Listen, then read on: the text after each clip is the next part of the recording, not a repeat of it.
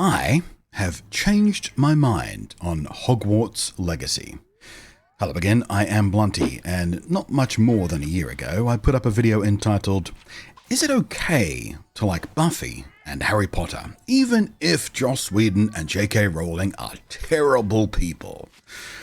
The short answer is, yeah, it's okay to still enjoy Harry Potter and Buffy the Vampire Slayer, even though the people at the core of those franchises are kind of terrible human beings for various reasons. The justification for that rested around a statement that I read from Will Wheaton, made in response to a fan of his asking him about this kind of thing. If you want it in full, I'll link this vid in the down below, of course, but the short version is, if these things, Buffy, Harry Potter, whatever, brought you joy before, they can still do that. Buffy is more than just Joss Whedon and his horrible abuse. Lots of other people made Buffy the show it was, and simply rewatching your Buffy DVDs or whatever doesn't condone, justify, or support Joss Whedon any further. To directly quote Will Wheaton here, "If it feels right to you to put it away and never look at it again, that's totally valid. But if it still brings you comfort or joy or healing or just warm familiarity to bring it out and spend some time with it, that's totally valid too." And Will's right. That, I think, is the right attitude to have about these kinds of works from people who, as time went on, were revealed to be lesser than we'd hoped they were as people. But that argument does not hold for new material from people already known to be, well, shitty people.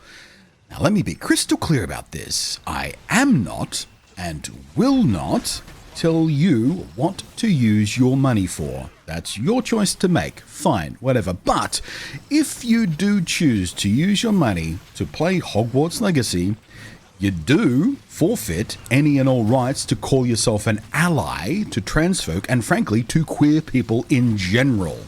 Because let's be real clear about this. If you will not tolerate even the smallest, most mild, most basic inconvenience of not playing a video game, then it is undeniably obvious that your so-called support or allyship is conditional on you not being inconvenienced or having to make any kind of personal sacrifice.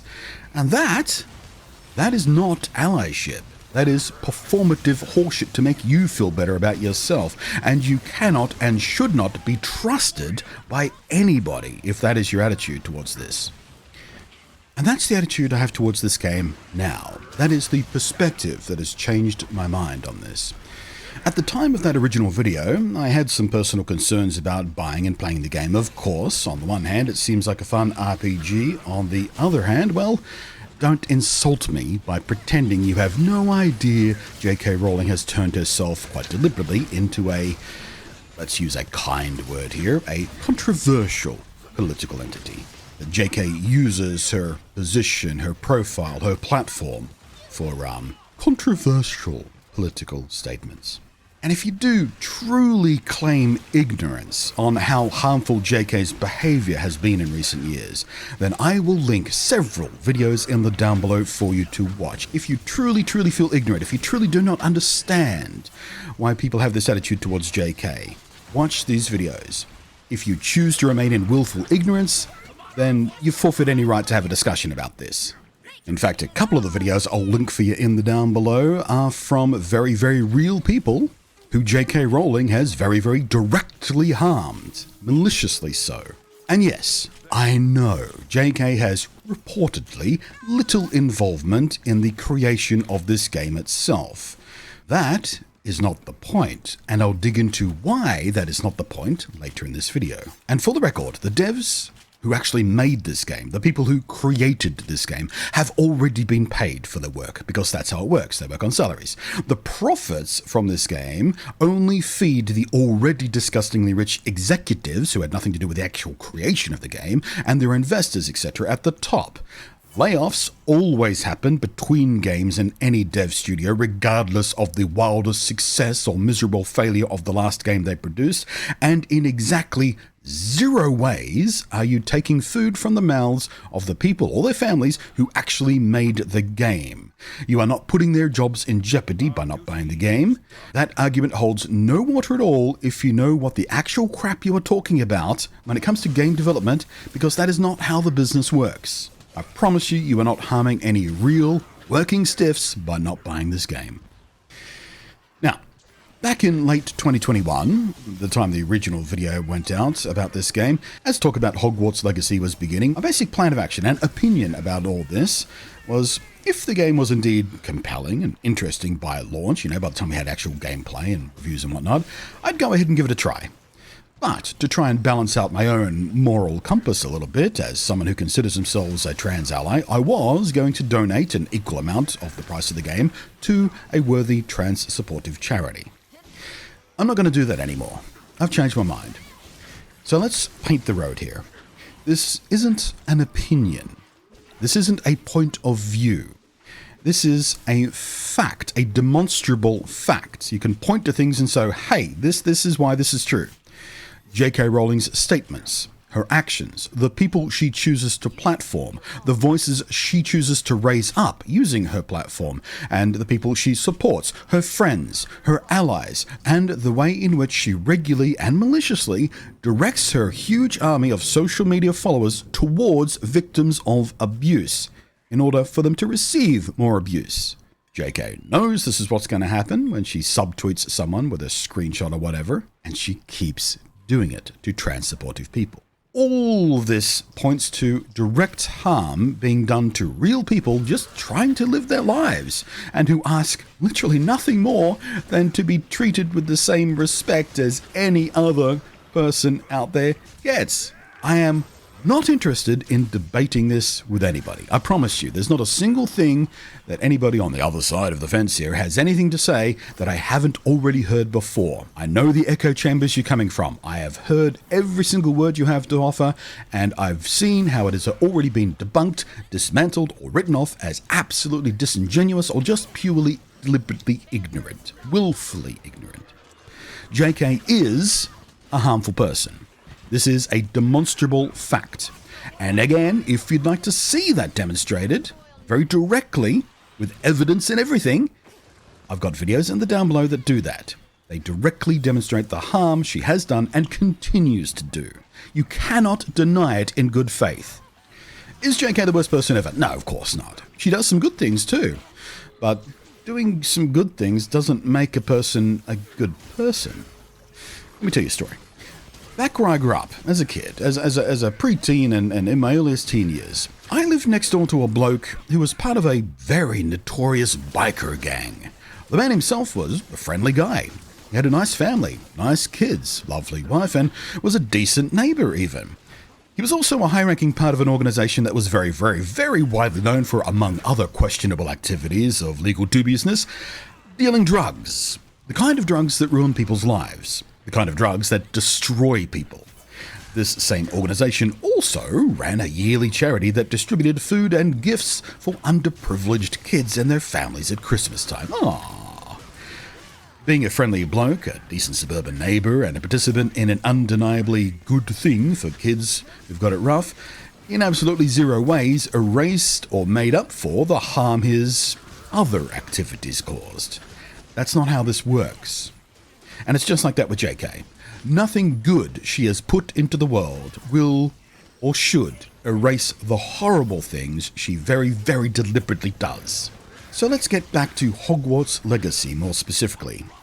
Its pre-order rate is reportedly quite strong. Many people are excited and enthusiastic about it, and on the surface it seems like it could be quite an enjoyable game, especially for people with emotional ties, nostalgic ties, to the fantasy world that J.K. Rowling created for her books, and Warner Brothers brought to life on the big screen in an 8-part movie franchise centered around Harry Potter, and 3 more much worse movies centered around not Harry Potter.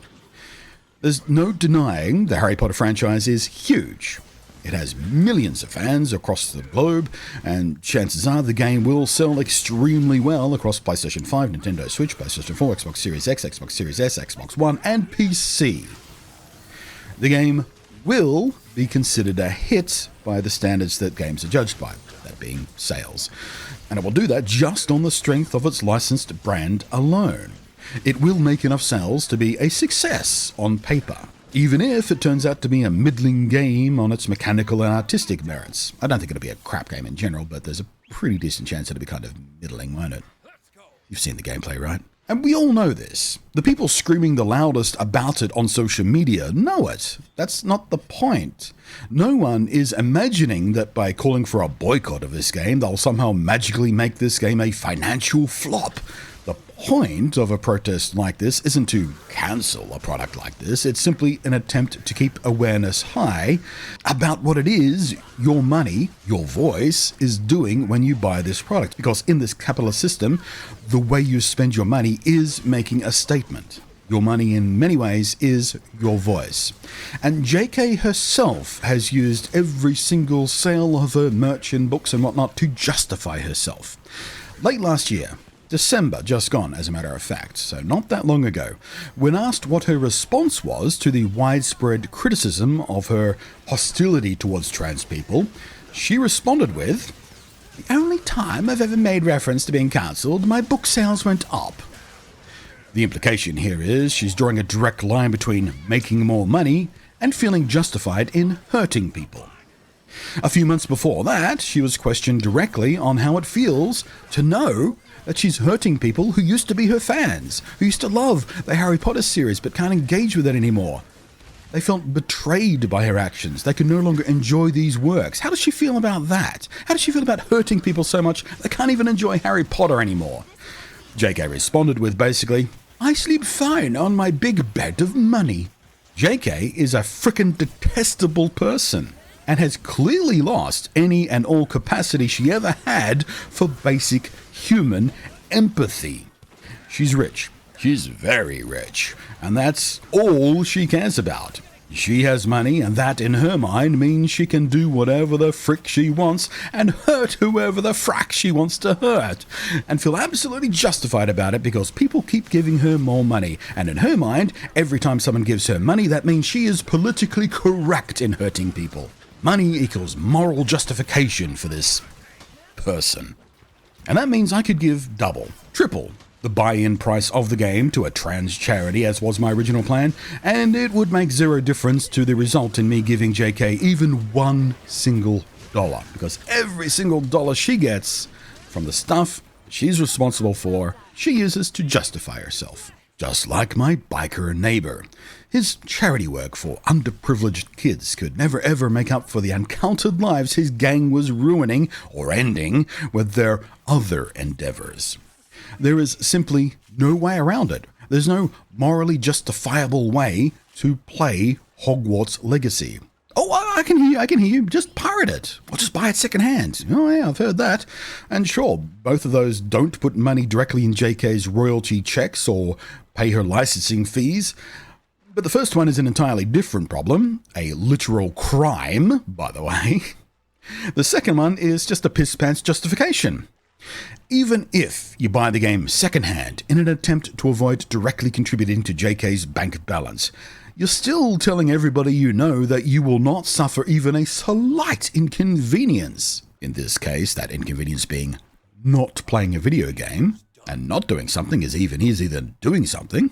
And you won't even do that in order to stand by your so-called convictions. So let me repeat myself here. I am not and will not tell you what to use your money for. That is your choice to make. But if you do make the choice to use your money to play this game, you do forfeit any and all rights to call yourself an ally to trans folk and frankly to any queer peeps in general.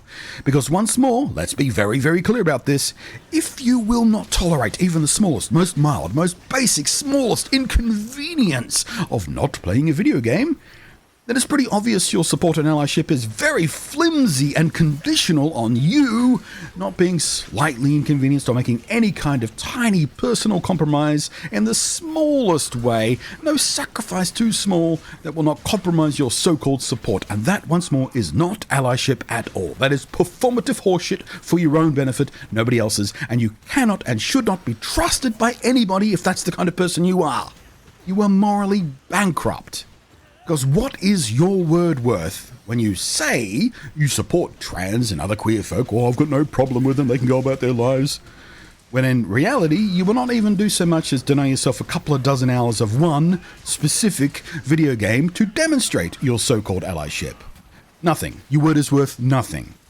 Especially in a world where every gamer I know has a backlog of games they've already purchased, they've already paid for, and haven't even gotten around to playing yet, including myself. Dragon's Quest 11, you've been sitting there for years, I still haven't played you, I'm sorry, I'll get around to it one day, I swear. Same with you, Setsuna's Sacrifice. Speaking of sacrifices. So there it is. This is the one and hopefully only time I will have to address this issue. I think I've said everything I need to say. I hope I've made myself clear. I know this video sounds aggressive and accusatory. If you're on the correct side of the fence, hopefully you can spread this video to people who are umming and ahhing or trying to justify themselves in buying this game, and hopefully it'll make their worlds a little bit clearer in what they're choosing to do and what their choices mean towards people. Please hit the down below. Watch the videos I've linked down there below. They give tremendous insight into this entire issue and the genuine harm that JK is doing. It's not just words. It's not just a political stance. She is doing harm. The people she supports are doing harm. The people she gives voice to are doing harm to other people, and it is vile. Thanks as always to the patrons scrolling up above there, and I'll catch you next time, hopefully on a much more fun video to make. Because this video wasn't fun. I just people kept asking me and I had to say something, I suppose. Catch you next time.